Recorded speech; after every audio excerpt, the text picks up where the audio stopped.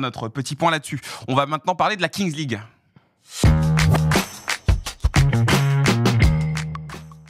Et faire un résumé de cette 3e semaine. Kanto, on en profite, on a le commentateur officiel de la compétition avec nous sur le Une des stars de la compétition. Une des stars de la compétition. Je suis commentateur. Regarde comment il fait le Brad Pitt, la crâne, genre. Je suis présentateur, je fais les interviews. T'es bord terrain. Ouais, bord terrain, c'est limite. T'es très bon en Paganelli. On me demande de filmer aussi. Pour y aller direct sur le Je fais tout. Encore le penalty du commentateur. Je fais tout. Bientôt, j'espère. En tout cas, ce que je sais, c'est que je fais tout pour le même salaire que prévu. Donc, il va falloir qu'on discute avec les patrons de la Kings. Il va falloir qu'on en discute et qu'il y ait une petite rallonge parce que c'était pas prévu que je fasse tout comme ça. Donc voilà, faudra en parler. Quand je suis sur Insta, je vois que toi. C'est vrai que moi aussi, je le vois partout, tout le temps. Incroyable. Bon, alors, sur cette 3e semaine, qu'est-ce qu'il fallait ne pas manquer? Écoute, déjà les résultats. 3e journée, on avait pas mal de clubs qui n'avaient pas gagné de match. Maintenant, je pense notamment à l'équipe Wolfpack d'Adil Rami qui a gagné 8-3 face au FC Silmi. On rappelle que le FC Silmi menait 3-1 sur ce match, si je dis pas de bêtises. Le Panama All Stars a gagné 4-2 face à la Génération 7, l'équipe de Michou qui s'incline face à une excellente équipe du Panama All Stars où il y a Ben Sherif, il y a Ben Daoud, il y a Eddie Ramin et ils ont même recruté cette semaine en wildcard Massaï. C'est un mec qui joue en D1 tunisienne à Monastir qui a été sélectionné en équipe nationale de Tunisie là, en 2024. Il est pas rentré sur le terrain mais il a été sélectionné en équipe nationale.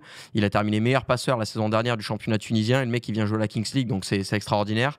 F2R s'est imposé face à 360 Nation, l'équipe des joueurs professionnels. À noter penalty marqué par Brian Bemo et côté F2R il y avait quand même Djaneli Mboula qui est venu jouer, l'ancien joueur du FC Porto et l'Olympique de Marseille qui a joué pour F2R et enfin United, l'équipe de Squeezie, Max Biaggi et Gilsi qui se sont imposés 5-4 contre l'équipe à Kameto. C'était un petit peu un derby entre Gentlemate et K-Corp grosso modo ce match-là. Ouais. Le classement, écoute, United invaincu tout comme F2R, 9 points.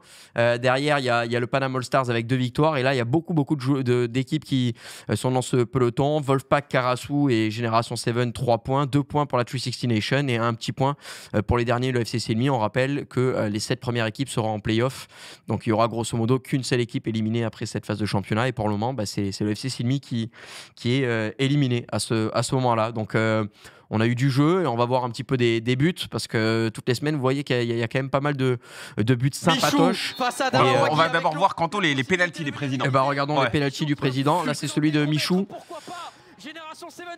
Voilà, Michou qui a marqué, frappe en force. Exactement, c'était face au Panama All Stars. Adil Rami qui a marqué, voilà, tranquille, contre-pied parfait face au gardien du FC Silmi. Il y avait un changement de gardien, on avait vu Maxime Dag les premières fois, là c'était son numéro 2. PA qui avait marqué les 2 premiers et qui là malheureusement a raté. Il a raté et c'est dommage parce que ça aurait fait beaucoup de bien au FC Silmi. Il n'y a pas de président qui a tenté encore une Panenka, non ? Non, pas de Panenka tenté à l'heure actuelle. Amine qui a pas très bien tiré là, face à JMK. Les deux se connaissent par cœur. Parce que JMK c'est le gardien d'entraînement de l'équipe qui fait le Eleven All Stars. En gros, il se bat tous les entraînements et il passe 1 heure à frapper les penalties. Brian Bemo qui a mis un doublé et une passe D ce week-end. Voilà, but, penalty transformé face à Costil. Bemo Costil, on a la Kings League, c'est quand même marrant. Et Gilles qui était à 2/2 face à Bouchelouche, un de mes gardiens coup de cœur qui est très fort. Et il a marqué 3/3 pour Gilles, président avec le plus haut win rate au niveau des penalties. Donc voilà, bravo à Gilles. Kameto qui est à 0/2, qui n'a pas cadré. Ça fait 0/3 face à Emmanuel Mifsud, gardien qui a exercé, j'en avais parlé déjà, en réserve à l'AS Monaco à l'époque avec Romain Fèvre et Jordi Mboula. Donc voilà les pénaltys du président qui ont été marqués et qui ont été ratés également. Est-ce qu'on se mettrait pas les top buts justement de cette J3 on va les lancer, tu vas nous les recommenter, Kanto. Ici c'est Panama All Stars avec une frappe lointaine. C'est Faisal Manaï justement l'international tunisien qui avait en plus le brassard vert. C'était un brassard du player joker, donc en fait il y avait 2-2, s'il marquait un but ça faisait 2 points. Donc on est passé de 2-2 à 4-2. Là c'est début de match du coup avec André Zigno qui va récupérer le ballon, le gardien était sorti, petit ballon et là c'est un but tranquillement transformé contre cette équipe Wolfpack. C'était le but de l'égalisation puisqu'il y avait eu un premier but inscrit par Léo Collin, justement le gardien d'en face.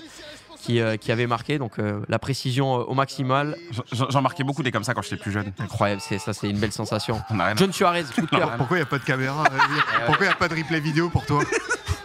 John Suarez, bon petit joueur là, qui vient marquer ce but face à Léo Collin. Et à ce moment-là, Silmi mène 3-1. Bon, on vous rappelle qu'ils ont perdu 8-3. Donc derrière, ça a été compliqué. Ça, c'est 360 Nation, justement, face à F2R avec Kevin Bru, ancien joueur de Ipswich, Ok. qui va donner ce ballon. Et là, Haris El Moutaki, famille de Mehdi Benatia, D'accord. qui a mis un quadruplé la semaine dernière et qui a encore mis des buts cette semaine. Joueur exceptionnel, vraiment. Très, très fort. Là, on parle de l'équipe United avec Scaramozzino qui fait partie de cette équipe-là. Marvin Emmanuel, quand j'ai fait mes fiches il y a 2 semaines, c'était 19 matchs en N3, 15 buts marqués. Donc vrai buteur de N3. Et là, il a mis un doublé, si je dis pas de bêtises. C'est lui qui a marqué les 2 premiers buts pour United. Donc voilà, pas mal de qualité, pas mal de beaux buts. Magnifique, magnifique. Merci beaucoup pour Moi, ce j'ai une résumé. question. Quentin. Oui, Zal. Les présidents qui tirent, c'est uniquement les présidents qui doivent tirer les pénaux. Ouais. Et si les présidents ne veulent pas tirer, ils ont la possibilité de faire tirer un de leurs joueurs. Mais dans ce cas-là, c'est parce pas un que penalty, c'est un shootout. C'est ce que je me disais. Penalty Parce que quand MLS. tu vois des influenceurs et des joueurs pros, il y a quand même un sacré pas- gap. ben, Sans manquer de respect à personne, il est vrai que quand t'as Brian Momo qui va tirer un penalty et que quand t'as un influenceur streamer qui tire un penalty, tout le monde n'a pas la même qualité c'est footballistique. ça. Mais pour autant, Gilsey n'est pas le plus grand des footballeurs d'Europe et il en a tiré 3, il en a marqué 3. Donc, J'avoue, ouais. alors que Bomo et Koundé, les 2 premières semaines, ils ont raté tous les 2 leurs penalty. Ok, ouais. Donc ça fait 2 penalty de Mbomo, 1 de Koundé, ça fait 1 réussi sur 3. Donc tu vois Ouais, comme quoi. enfin, sur le papier, il y a quand même un Il sacré y, a gap. y a un avantage Bah pour des garçons comme 360 Nation par Ok, exemple ok. ou Adil Rami. Ouais, donc ils peuvent quand même changer si jamais. Ils peuvent frapper un shootout, mais quand on voit le taux de réussite des shootouts depuis le début d'année, il C'est compliqué. Hein. y en a pas beaucoup qui sont transformés. D'accord. Alors, messieurs, on est en visio avec un des acteurs de la Kings League, c'est Clément Goguet, Voilà. joueur justement de l'équipe de Michou Génération 7. Le voilà, il est connecté. Salut Clément, comment ça va? Salut, ça va et vous, ça va? Ça Super, va, Clément. Salut ça va Clément. super, merci beaucoup Zal, à toi. si tu voulais demander comment on D'être rate un avec shootout, tu peux demander à Clément, il en a raté un hier. Aïe, aïe, aïe. Ouais, Toi, tu l'accueilles C'est comme ça, toi, compliqué, tranquille. On est salé. Bon Clément, on est content déjà de t'avoir avec nous. Clément, pour le présenter, moi c'est à Moi mon aussi. sens un des tout meilleurs joueurs de la Kings League. D'ailleurs, bon, il a été sélectionné en tout premier, pick numéro 1. Premier drafté, c'est pas pour rien. On l'avait vu déjà avec cette équipe d'Amine à la Coupe du Monde au Mexique l'été dernier. Donc voilà, Clément, non, d'abord commencer par expliquer ton parcours. Il y en a plein qui te connaissent pas ou qui te connaissent un petit peu maintenant avec la Kings League, mais tu as quand même été formé à l'Olympique de Marseille, Ouais. le plus grand club de France. Donc ça, c'est une belle chose. c'est ça. Explique-nous finalement comment toi tu as Ça, eu je suis d'accord, ouais. comment tu as eu cette formation là-bas, comment ça s'est passé et qu'est-ce qui fait qu'aujourd'hui tu évolues en N3 alors qu'on aurait peut-être aimé et pu te voir avec un peu plus de chance sur les terrains de Ligue 1. Bah écoute, moi j'ai commencé à l'Olympique de Marseille à l'âge de 3 ans et demi. Et en fait, justement, ça a été mon premier club, donc j'ai passé les classes, les différentes classes depuis l'âge de 3 ans et demi, jusqu'à mes 19 ans où j'ai évolué. Aïe. On a perdu. Allô, C'est petite bon, coupure, c'est bon, on petite t'a coupure. retrouvé, il y avait écran noir. On t'entend, On t'a retrouvé. C'est bon, on t'entend. Désolé. Pas de problème. Pas de soucis. C'est bon? Ouais, c'est Ouais, bon. nickel. C'est bon, désolé, j'ai reçu un appel. Non, je disais, voilà, j'ai commencé à l'âge de 3 ans et demi à l'Olympique de Marseille. Ensuite, bon, j'ai continué. Il y a eu beaucoup d'années. Je crois que j'ai passé 15 ans en tout. Et justement, moi, j'étais un supporter de l'OM depuis tout petit et c'était quand même un plaisir et de pouvoir jouer dans ce club. Et justement, ça m'a permis d'avoir de belles expériences, que ce soit en jeune ou après plus tard, avec pas mal d'entraînements avec les pros. J'ai même fait une fois un groupe pour un match amical et d'avoir pu m'entraîner aux côtés de joueurs de l'Olympique de Marseille, comme Lassana Diarra par exemple, qui jouait au poste de milieu. Ça m'a quand même beaucoup appris. Voilà, bon, j'ai pas signé pro à l'OM. Justement, je crois que c'est à mes 18 ans, j'ai décidé justement, on m'avait proposé de rester une année de plus et j'ai pas été assez patient, on va dire. Et donc, je suis parti en national à Marseille-Consola, où j'ai effectué 2 ans. Et ensuite, j'ai signé pro au Gazélec Ajaccio l'année où ils descendent de Ligue 2 à National. Voilà, donc j'ai effectué 2 ans aussi. J'ai eu une petite blessure au milieu qui m'a éloigné des terrains pendant 1 an. Et ensuite, j'ai repris l'année, je crois que c'est l'année du Covid. Je crois que c'est l'année du Covid où il y a eu que 8 journées qui ont été jouées en National 2. On avait été relégués la première année. Et ensuite, voilà, j'ai effectué une saison où on avait joué quand même la Coupe de France. C'est l'année où les clubs amateurs avait continué à part des clubs professionnels, je crois. Et j'avais eu l'occasion de jouer un match en 16e, je crois, contre Lille, l'année où ils ont été champions de France, devant Paris. Trop bien. Et voilà, ça avait été une de mes belles expériences. J'avais pu jouer tout le match. Voilà, donc c'était pas mal de pouvoir se confronter à des joueurs comme Renato Sanchez, Quand même. des top joueurs européens à l'époque. Voilà. Et voilà, ensuite, moi, j'ai quand même continué. Je suis revenu dans le sud à Aubagne FC, qui sont nationales maintenant, où j'ai effectué 2 ans, voilà, qui se sont plutôt bien passés. Voilà, j'ai joué pas mal de matchs, mais j'avais en tête aussi de reprendre des études à côté. Et l'année dernière, j'ai décidé de reprendre des études de kiné. Donc j'ai arrêté, j'ai stoppé j'avais fini mon contrat au Bagne et j'ai décidé de mettre de côté et de partir. C'est en Suisse. Donc j'ai commencé mes études en Suisse. Et voilà, c'était l'année dernière et j'ai eu l'opportunité l'année dernière d'être sélectionné à la Kings League au Mexique avec Amine. Donc ça a été ma première expérience avec la Kings League et voilà, aujourd'hui j'en suis là. J'ai participé au tryout pour le lancement de la Kings League en France. Et voilà, j'ai été sélectionné avec l'équipe de Michou Génération 7 et voilà, là on est à la 3e journée. Et voilà, il nous reste 4 matchs pour aller chercher cette qualif à la World Cup qui aura lieu à Paris cette année. Ouais. Et voilà. Au niveau de l'excitation, est-ce que tu sens un peu cette excitation avant un match ou la veille, comme tu le sentais quand tu faisais des matchs de foot à 11 à un bon niveau? Est-ce que tu as quand même une petite adrénaline, l'excitation de la Kings League? Ouais, exactement. On sent que c'est un nouveau format pour moi. Bon, pour revenir un peu à ce format-là, c'est quand même, je le mets vraiment à part du foot à 11 quand même. Ouais. Voilà, c'est un univers. Bon, ça se joue en salle, sur un terrain noir.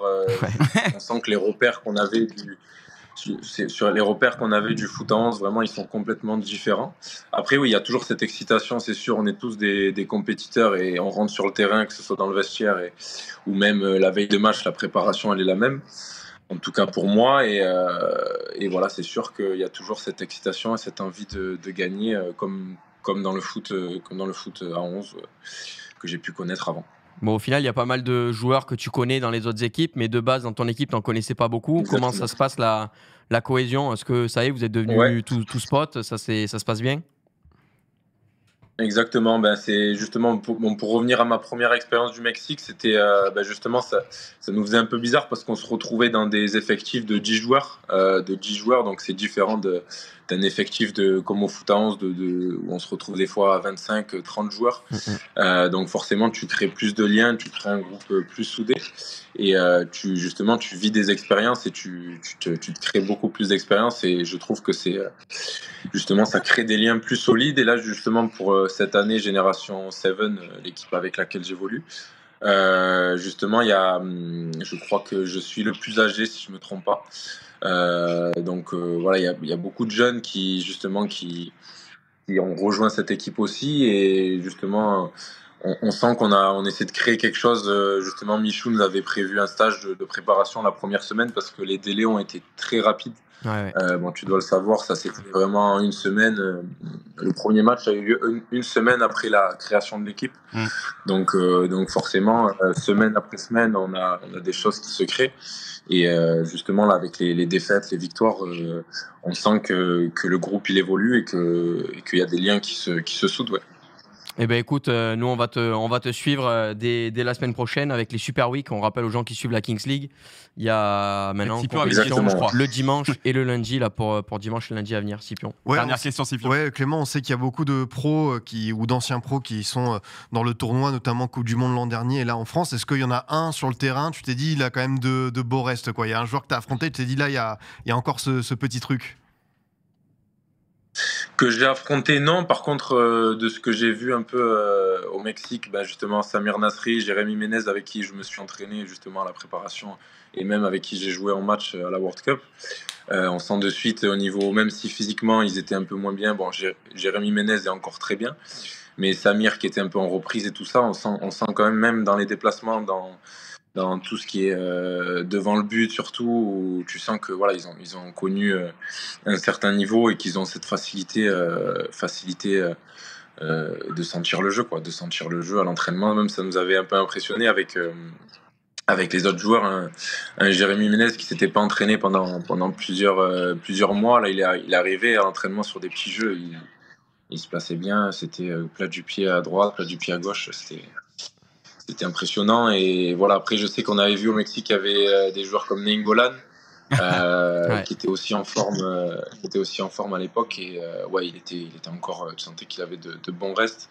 Des joueurs comme Tochi aussi. Bon, même si pareil physiquement ça suivait pas trop, mais par contre voilà, tu sentais que c'était Tochi, le mec il savait se placer, il se mettait là où il fallait.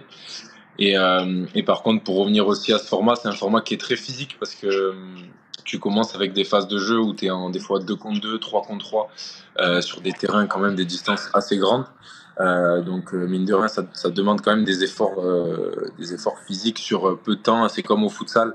Par exemple, quand on va enchaîner sur 1 heure entière avec d'une intensité, moi ça me fait un peu cette même sensation où justement le ballon ne sort pas beaucoup et avec une intensité qui reste la même sur toute la durée du match.